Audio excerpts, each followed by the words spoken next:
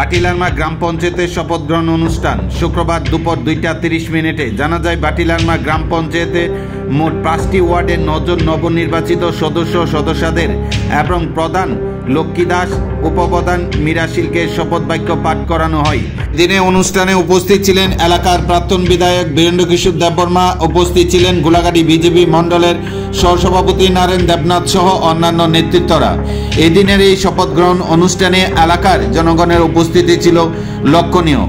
শপথ গ্রহণ অনুষ্ঠান শেষে জনপ্রতিনিধিরা জানিয়েছেন মানুষ তাদেরকে জনপ্রতিনিধি হিসাবে নিযুক্ত করেছেন, তাই আগামী দিনগুলো তারা মানুষের স্বার্থে মানুষের পাশে দাঁড়িয়ে এলাকার উন্নয়ন করবেন।